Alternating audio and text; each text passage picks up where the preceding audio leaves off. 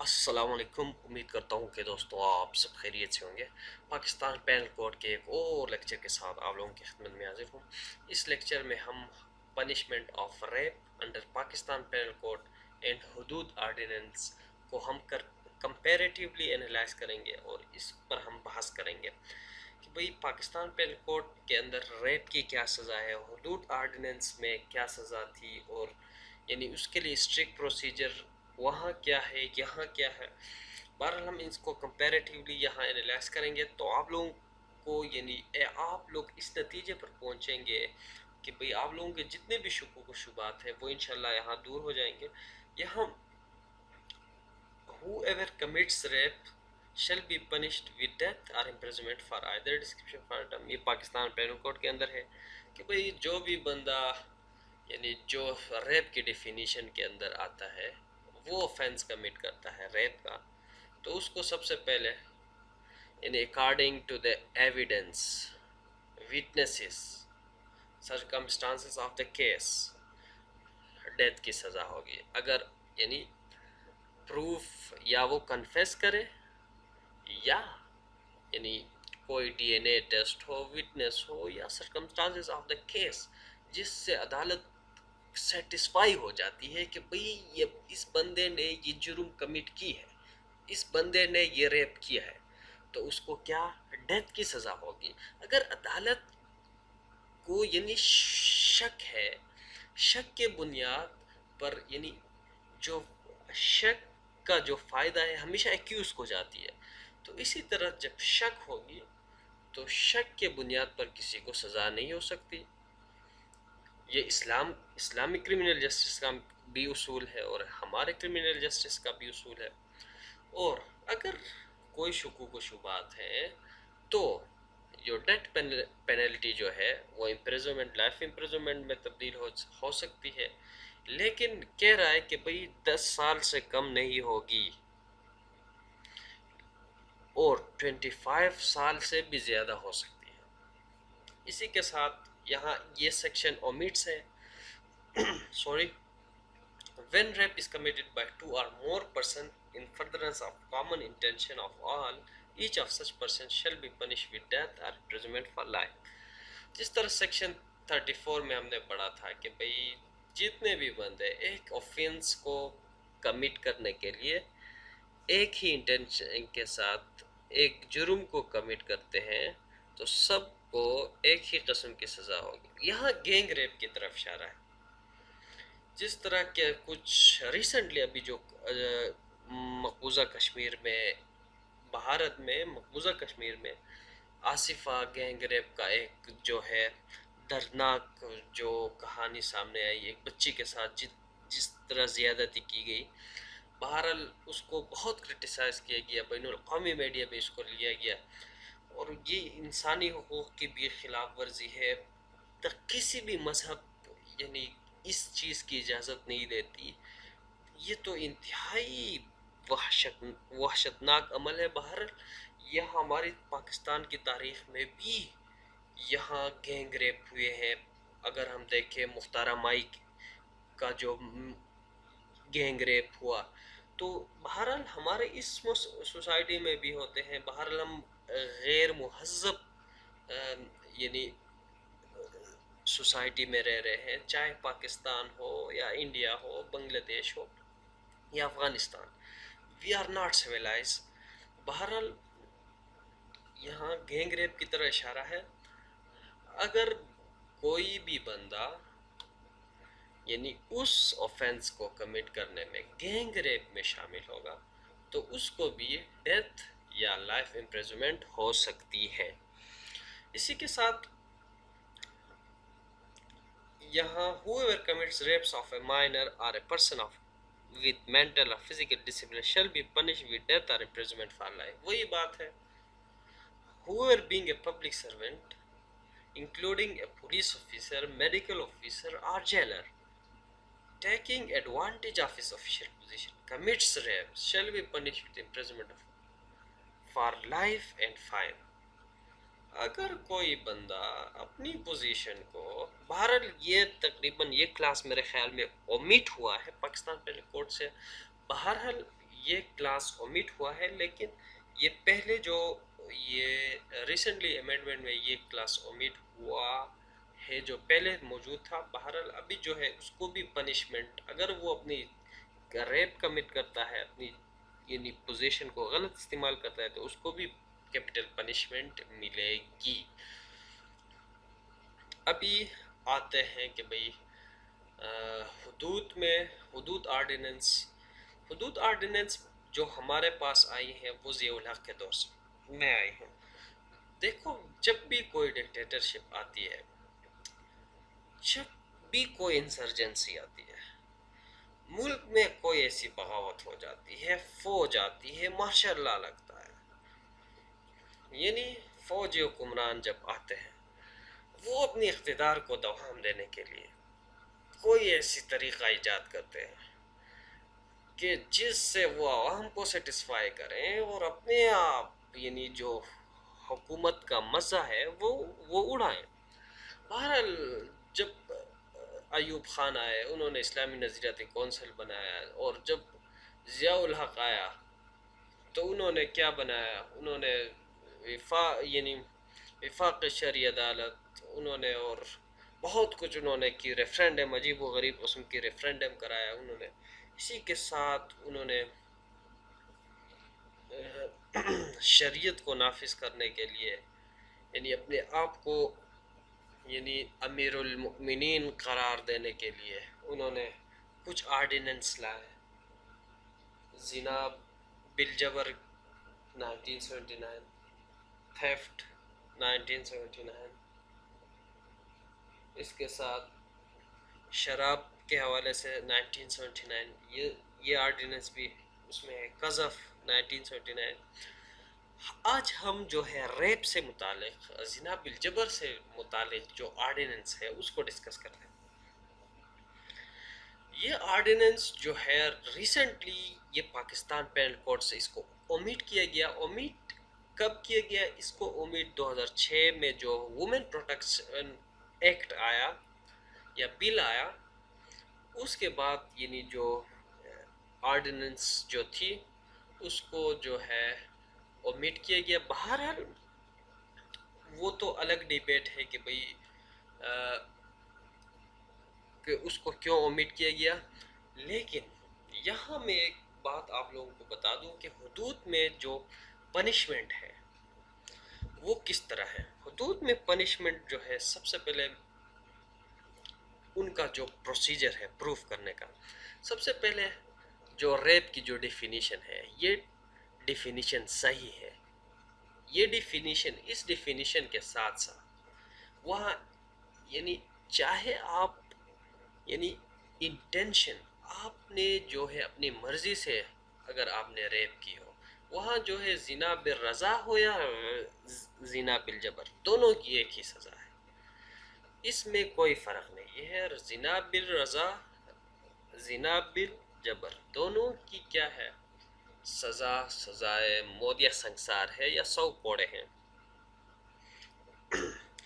تو دوسری بات یہ ہے کہ وہاں جو پروسیجر جو ہے اسلام میں وہ ہے کہ بھئی آپ کیا کریں گے، یعنی 4 آئی وٹنس، وہ بھی میل ہو، فیمیل نہیں چلے گا، اور انہوں نے اس عمل کو، اس ریپ کو، پینیٹریشن کو اپنے آنکھوں سے ہوتے ہوئے دیکھا ہو، اور وہ جو یعنی جو گواہ ہے وہ یعنی صادق اور امین ہو، سوسائٹی میں ان کا ایک مقام ہو، انہوں نے کبھی جھوٹ نہیں بولا ہو، تو ایسے بندے کی گواہی جو ہے ایکسیپٹیبل ہے، ورنہ ایکسیپٹیبل نہیں ہے. یہاں ایک جو ہے کنفیوژن ہے، وہ میں ایک حدیث کے حوالے سے آپ لوگوں کو ایک واقعے کے ساتھ آپ لوگوں کو کلیئر کرتا ہوں کہ بعض دفعہ ہم نے کئی دوستوں کو سنا ہے، میڈیا میں سنتے ہیں، اخبارات میں آرٹیکل چھپتے ہیں لیکن کوئی بھی بندہ اس پوائنٹ کو ہائی لائٹ نہیں کرتا، یا ان کو علم نہیں ہوتی ہے، یا ان کے اندر بوس ہوتی ہے اسلام سے ریلیٹڈ۔ بہرحال ایک دفعہ ایسا ہوا کہ ایک خاتون تھی، وہ وہ یعنی خانہ کعبہ جا رہی تھی، تو اس کا ایک بندے نے زبردستی سے کیا کیا، زنا بالجبر کیا اس سے۔ تو وہاں سے بہت قافلہ گزر رہی تھی، اور اس وہ عورت جو ہے صحیح طور پر نہیں پہچان سکی کہ کس نے اس کے ساتھ ریپ کیا۔ بہرحال ریپ زبردستی ہوئی اور وہ بندہ بھاگ گیا۔ تو جب حضور صلی اللہ علیہ وسلم ادھر آئے، لوگ جمع ہوئے، تو اس عورت نے ایک بندے کی طرح اشارہ کیا کہ بھئی اس نے میرے ساتھ زیادتی کی ہے۔ حالانکہ ثابت ہوا کہ اس نے جس پر الزام لگایا تھا، کہ بھئی اس نے جس پر الزام لگایا تھا وہ اصل میں اس کے ساتھ ریپ نہیں کیا تھا، بلکہ اس نے یعنی غلط، یعنی ایک بندے پر الزام لگایا جسے ہم تہمت کہتے ہیں۔ یعنی تہمت کی سزا جو ہے، یا بہتان کی سزا جو ہے، یعنی اسلام میں یہ ہے کہ اگر تم کسی پر الزام لگاتے ہو، اگر یعنی زنا کی، اگر تم پروف نہیں کر پاتے تو آپ کو اس بندے کی سزا ہوگی، یعنی اس ریپ کی سزا آپ کو ملے گی۔ بہرحال یہاں لوگ کنفیوز کرتے ہیں۔ تو پھر کیا ہوا، تو حضور صلی اللہ علیہ وسلم نے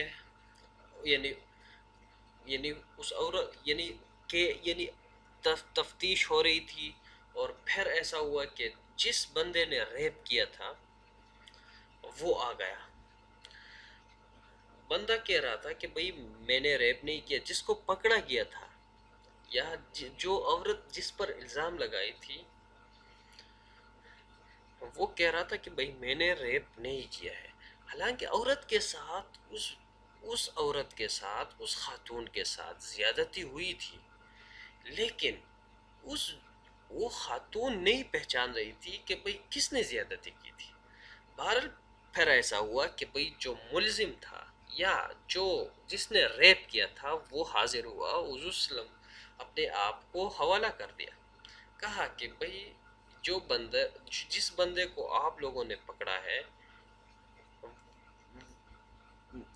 وہ کیا ہے، معصوم ہے، اور وہ ملزم یا مجرم میں ہوں، میں نے ریپ کیا ہے۔ تو پھر حضور صلی اللہ علیہ وسلم نے اس عورت کو سزا نہیں دی۔ سزا کیوں نہیں دی؟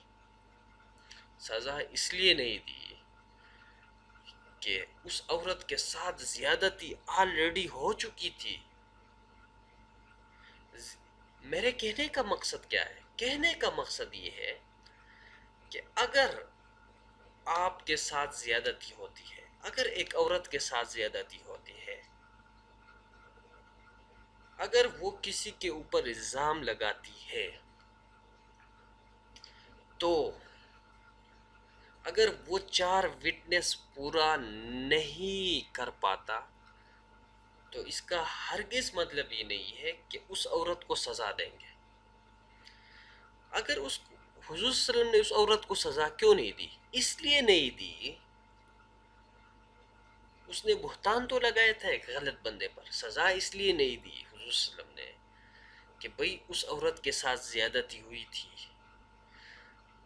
اگر یہاں ہم کہہ رہے ہیں کہ ہمارے معاشرے میں کہہ رہے ہیں کہ اگر آپ یعنی ہیومن پروٹیکشن بل بھی اسی وجہ سے لایا گیا کہ بھئی وہاں پہ لوگوں نے پروپیگنڈا کیا کہ بھئی یہاں عورتوں کے حقوق ضائع ہو رہے ہیں، جو پروسیجر ہے اسلام میں وہ مشکل ہے، عورتوں کے ساتھ زیادتی ہو رہی ہے۔ حالانکہ ایسا نہیں ہے۔ اگر عورت کے ساتھ زیادتی ہوتی ہے تو وہ تو کیس عدالت میں جائے گا، میڈیکل رپورٹ آپ کو بتائے گا کہ بھئی اس کے ساتھ زیادتی ہوئی یا نہیں ہوئی۔ اگر وہ کسی اور پر الزام لگاتا ہے تو اس کو یعنی ڈی این اے ٹیسٹ ہوگی، اور اسی کے ساتھ ڈی این اے ٹیسٹ تو خیر ابھی آیا ہے، لیکن اس کا ہرگز مطلب یہ نہیں کہ اگر ایک عورت کے ساتھ زیادتی ہوئی ہے، وہ اگر کسی پر الزام لگاتا ہے یا کسی کو ملزم ٹھہراتا ہے یا کسی کی طرف اشارہ کرتا ہے کہ اسی نے میرے ساتھ زیادتی کی، اگر وہ 4 آئی وٹنس پیش نہیں کر سکتا، اگر اس کے ساتھ زیادتی ہوئی ہے، تو اس کا ہرگز مطلب یہ نہیں کہ بھئی یعنی اس عورت کو آپ بہتان کے زمرے میں اس کو سزا دیں، بلکہ اور اور اگر اس نے ایک گواہ پیش کی ہے تو ایک گواہ بھی سفیشینٹ ہے۔ سفیشینٹ کس کے لیے؟ تعزیر کے لیے۔ یہاں دیکھو، اسلام میں جو ہے، میں نے پہلے لیکچر میں بھی بتایا تھا، ایک حدود ہے، دوسرا تعزیر ہے۔ اگر حدود میں آپ اگر ایک گواہ پیش کر سکتے ہیں تو کافی ہے، تعزیر کے لیے کافی ہے۔ حدود اس پر لاگو نہیں ہو سکتا، حد لاگو نہیں ہو سکتا، لیکن اس کا ہرگز مطلب نہیں کہ اگر ریپ کا کیس ہے اور 4 گواہ نہیں پیش ہوئے یا 4 گواہ آپ نہیں پیش کر سکے، ایک گواہ پیش کیا ہے، لیکن